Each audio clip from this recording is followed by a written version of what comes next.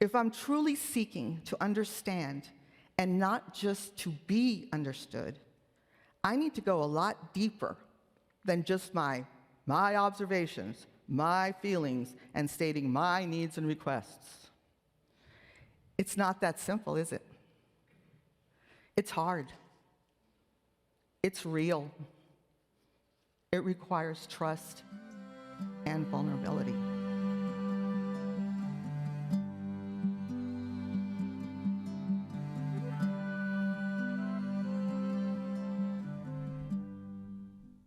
Good morning. Good morning. So, travels with a reluctant mystic. So, what is a mystic?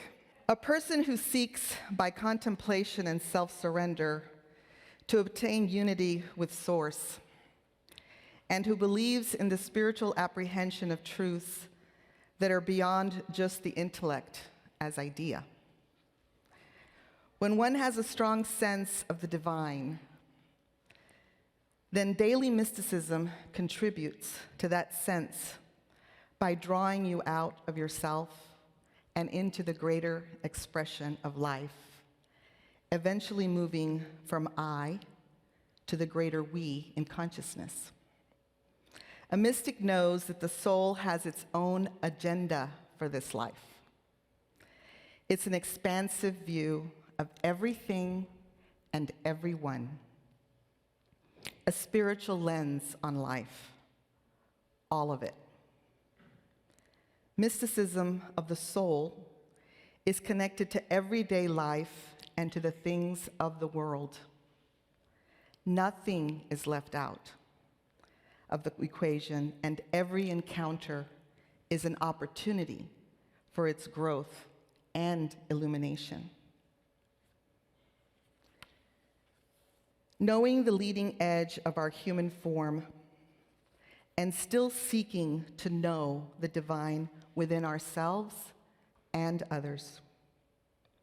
As a modern mystic, the contemporary spiritual seeker, one is always looking for ways to enhance and expand in consciousness. As we extend the borders of our small personality self, we may be prone to self-protection. We may be prone to less self-protection. But that's where the reluctant part comes in. The travels of a mystic is not a journey to something, necessarily, like enlightenment or nirvana, but a journey through. Through what? You may ask that. A passage called life. Eyes wide open in awestruck wonder. It's our own personal life adventure story, but from a higher perspective as it unfolds. Now, we think we're the only hero in our story, but we also play supporting roles as change catalysts and antagonists in each other's stories. And that's where the real stuff happens, because we get to put our beliefs to the test, and not all of them will hit the mark. At one point in my life, I chose a particular path to follow, the Licensed Unity Teacher path, or LUT path, because it was available. And as a mystic, it really matters not. It's just a series of opportunities and experiences like anything else, really. But it had a beginning and an end, and it met my needs at the time to expand in consciousness and understanding of unity and new thought teachings, including a deep dive into metaphysics, Bible history and interpretation, and spiritual development, among other topics. My journey on the LUT path included steep hills, detours, breakdowns, and unplanned destinations. I can tell you that I noticed quite a few off-ramp road signs along the way, which I was really tempted to take many, many times. I don't believe it's supposed to be that way for the most part, but I can tell you that it was that way for me. And I realized it was because I was traveling this path as a mystic and filtering all my experiences through this lens has been and continues to be my journey, however reluctantly. So the final leg of the leadership development portion of the program asked us to create a talk using the prompt, "What's alive in me today?" The purpose was to move us from our heads to our hearts when speaking as a unity leader to deliver a message. The goal was authenticity and true heart expression. Wow, really? I thought. I had serious doubts that anyone could really be interested in hearing my stuff. I was going through a lot at that time. What was alive in me was maybe not quite ready for prime time, if you know what I mean. That was the level of vulnerability I wasn't so sure I would ever truly be ready for. I was just beginning to discover the depths of my being and seeing things play out around me that hardly could be dressed up in an inspiring 20-minute TED Talk. But I knew that I only needed to be willing to serve and leave the details to Spirit, right? Personally, I'm not building a following or marketing a book or have visions of a career in speaking or the sage on the stage, etc. Not because I don't have anything of value to offer, but because my only intention is to show up if asked and to serve. After all, if we don't bring a message through about what's truly alive in us, what do we really have to offer any community? Choosing what to speak about is always my personal challenge, because I ask myself in Spirit, what do I have to share that this community may need to hear? I don't have a prepackaged list of talks to just pull out of a hat. It's just not how I do anything. So here's how I see it. This community, or any collective, gathers in consciousness as a divine collective soul. That's not an accident. Your soul is what makes the appointment for you. And your soul will decide when you're ready for your next set of experiences. Why gather in a space such as this we call church if the goal isn't to share our spiritual travels and whatever we have gleaned in realization, however reluctantly, right? The gift is given, and then it's up to you and your free will to receive it or reject it. So I invite you to always just take what resonates with you and leave the rest. Maybe the other part of the message is for someone else, okay? Okay. So, show of hands, how many of you saw the movie Avatar? All right, we got moviegoers in the audience. I was really inspired by the first one, but the sequel left me feeling a bit disappointed. So the definition of avatar, I have it up there. It's interesting, huh? It's embodiment.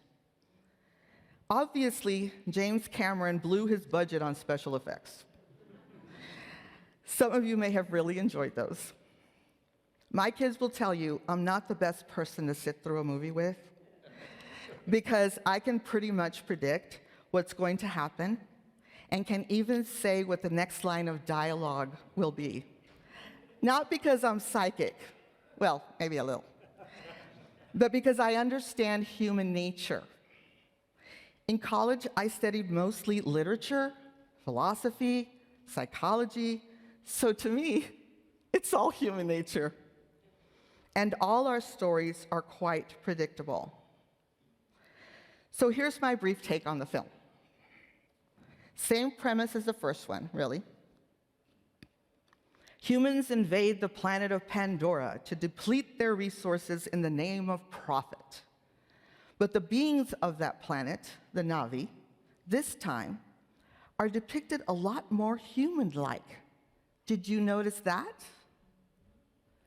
What struck me is that even when we're creating an imaginary alien race with an enormous budget for creativity, we tend to create in our own image. We humans, wherever we go, guess what? We're going to encounter ourselves. In the first movie, they seem so much more evolved as a species. At least that's what it seemed like to me. Okay, the Na'vi were definitely cooler looking, taller, bluer, but still so similar in behaviors and motivations as we humans.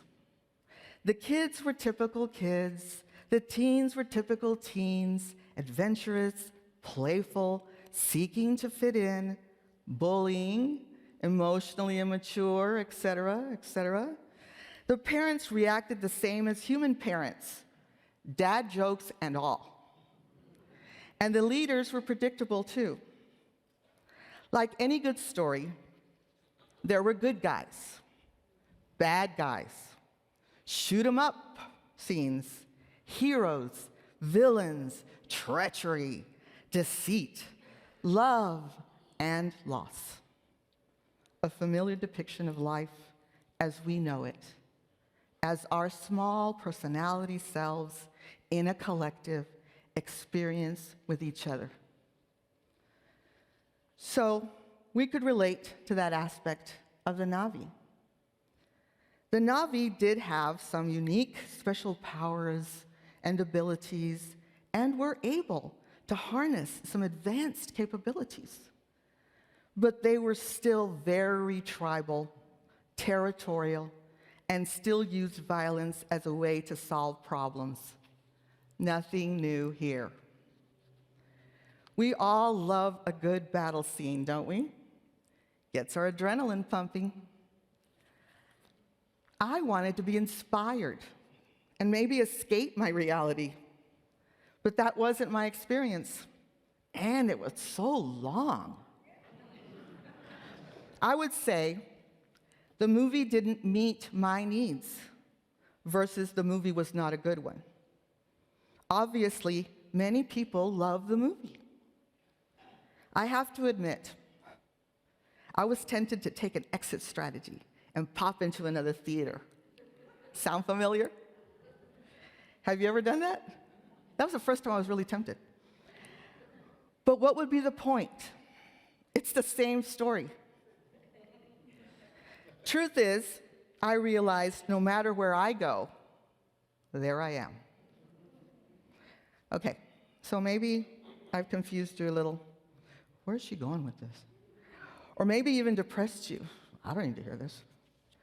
Maybe about now, I'm not living up to whatever expectations you may have had coming here or tuning in. So perhaps we're having a shared experience of disappointment or something else. That's okay. I'm going to invite you to let us just sit in that for a moment together. It's okay. Take a deep cleansing breath and let's be in it together, collectively disappointed and confused. Does that feel familiar? It's real. I've been feeling a lot of that lately too. disappointed, and confused. I certainly did that in the theater, but we don't have to stay there. So one of my favorite parts about creating the How to Speak Giraffe workshop we did late last year was that I got to take a deeper dive into the nonviolent communication material. A wise nun who was one of my educational professors in college told me the best way to learn something was to teach it. That's a great insight. It seems counterintuitive. We should first know something before we try to teach it. But it was in the process of preparation and attempting to share it with others that one truly learns something new. She was brilliant. Because of this, I included 2 extra parts to our version of the material: heart coherence and the practice of loving kindness meditation. I knew that the only way that I or my students would be able to get into the spiritual space needed to use the tools of nonviolent communication effectively was to establish a vital spiritual foundation to begin from the heart. This is the perspective of the mystic. If I'm truly seeking to understand and not just to be understood, I need to go a lot deeper than just my observations, my feelings, and stating my needs and requests. It's not that simple, is it? It's hard. It's real. It requires trust and vulnerability. If we only look at the list of feelings, remember those lists that we got? The list of feelings? To help us kind of determine and learn a vocabulary for feelings. I don't know about you, but I was all over the map on that part. I was feeling all kinds of feels. I wanted to circle everything. Can you relate to that? Yeah, it's an emotional smorgasbord. It's out there. It's in us. It's everywhere. But the real gold, which I want to share with you, which has helped to guide me in discernment, has been working with the list of needs. Now, I'm going to have it available at the office if you want to pick this up for whatever reason. So now, individually, needs can also be all over the map, right? These are our small personality needs. And in a collective, there are many people with many conflicting needs. This is true of any collective: a family, a team, a partnership, a planet.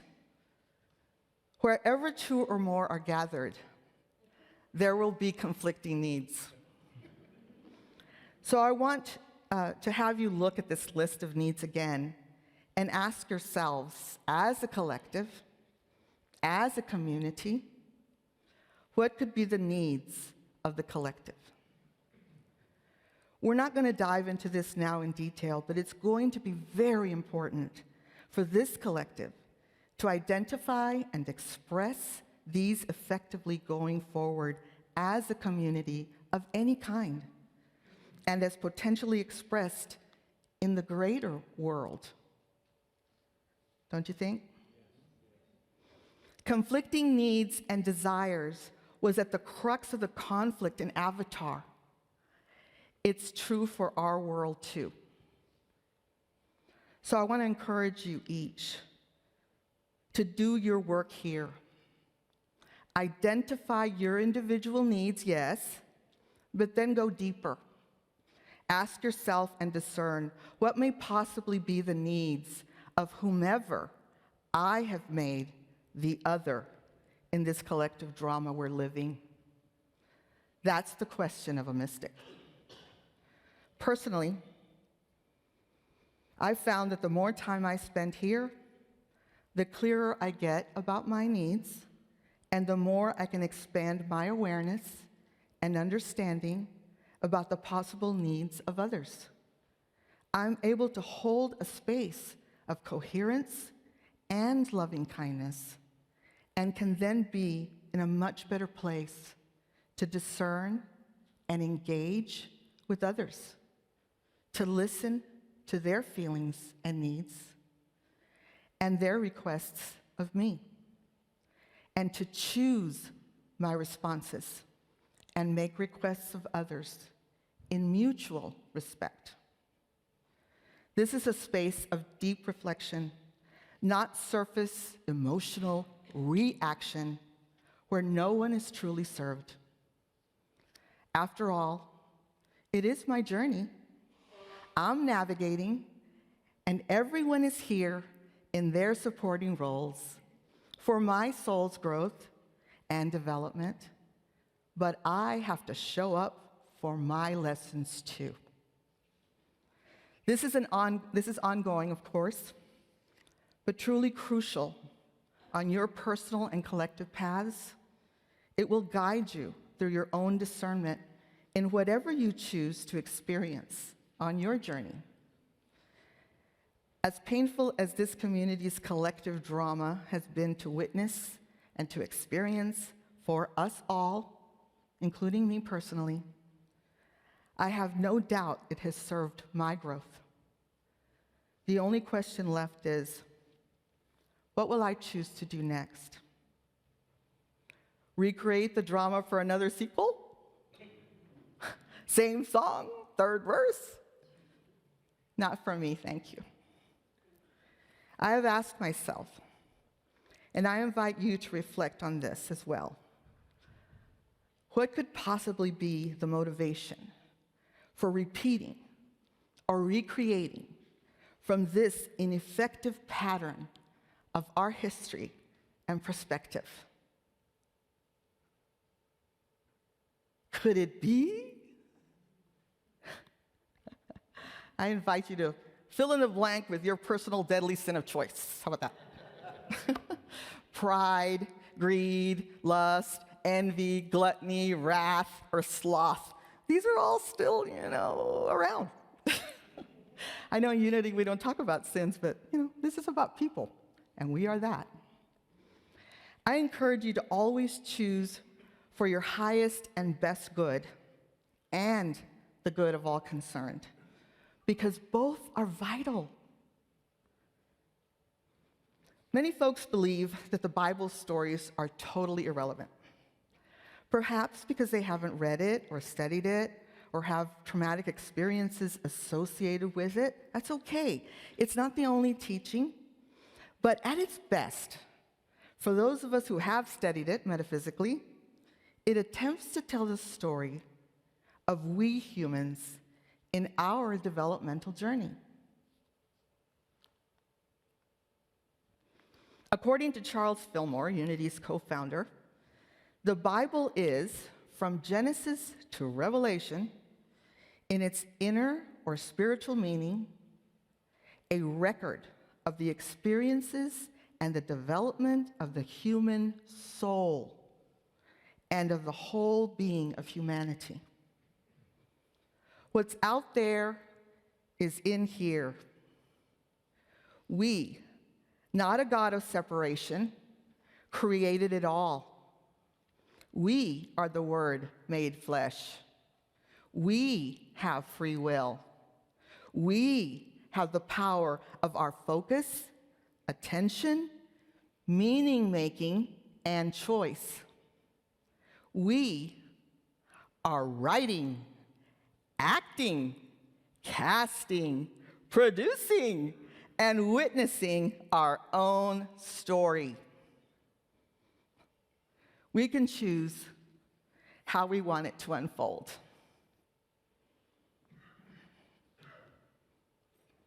Joseph Campbell does a great job of gleaning out the repeating patterns and themes of what he coined the hero's journey. The stories and legends told by human beings through the ages to explain the universe and their place in it. It applies to our lives too, and makes great movies. Every problem becomes an opportunity of going through this journey and experiencing the satisfaction of at-one-ment with ourselves. To face ourselves and all our creations. And the truth is, all our lives are epic. Through the metaphysical unity lenses, Joseph Campbell is talking about the levels of consciousness. This comes from a textbook used in the Licensed Unity Teacher Program. I mean, we really dive into this book. So victim consciousness occurs when I believe and feel that everything is happening to me. I'm a victim of the world I see and experience. I have little or no control about what is happening to me, and I react from this level of consciousness. Victor consciousness occurs when I believe that I do have some ability to control my experience. I have discovered the innate power of my mind, choice, and beliefs. This state of consciousness, however, still comes and contains victim consciousness, because in order for there to be a victor, there must be a victim. Most of us kind of go back and forth in this space. It's a big part of our human experience. Now, further spiritual growth makes way for vessel consciousness. This occurs when I have realized that there is something greater or bigger than just what I think or feel in the moment. And I begin to believe that there is something greater, God, Spirit, Christ, divine mind, something beyond me. There is still some victim consciousness here, however, because I may still believe that God out there is somehow happening to me, either in a good way or a not so good way.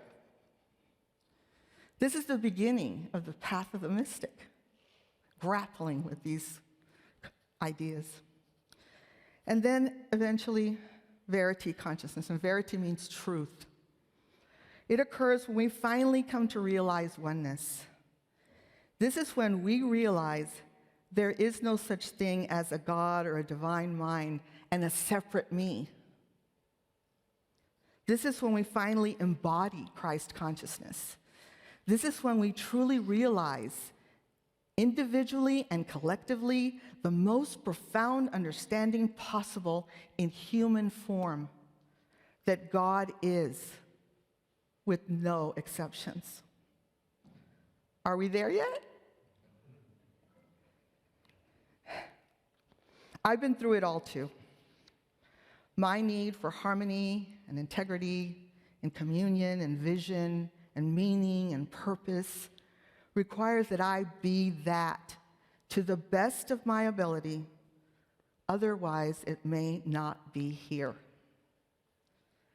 That is what the phrase, "be the change you want to see in the world," looks like in practice. Presence and being. And it's the path of a mystic. So I want you to think of an expanding balloon, the balloon of my experience. How will I be able to tell what is expanding? Ego or consciousness? If it's the ego or human personality, it expands and pushes things away. This is the power of force. It creates other and edges the rest of God out. And Dr. Wayne Dyer used this acronym, ego is edging God out. If it's the Christ consciousness of oneness, however, it transcends the small personality self and expands to include more, because nothing can be excluded in oneness, for there is no other, and we are not there yet. But as a mystic, however reluctant, this is where I'm choosing to grow. So in conclusion, I will leave you with this. I'm not going to quote the teachings of A Course in Miracles because I'm trying to live it. I'm not going to quote the teachings of Charles Fillmore because I'm attempting to apply them. I'm not going to quote Joe Dispenza because I'm trying to practice it. I'm not going to quote the teachings of Rumi or Hafiz because I'm trying to embody them in my own experience. I'm not even going to quote the teachings of David Hawkins because I'm trying to let them inform my choices. I'm not even going to quote the teachings of the guides through Paul Selig because I'm choosing to be it. This is the path of the mystic, the path of presence and being. I will, however, leave you with this quote from the movie Avatar. I see you. Thank you.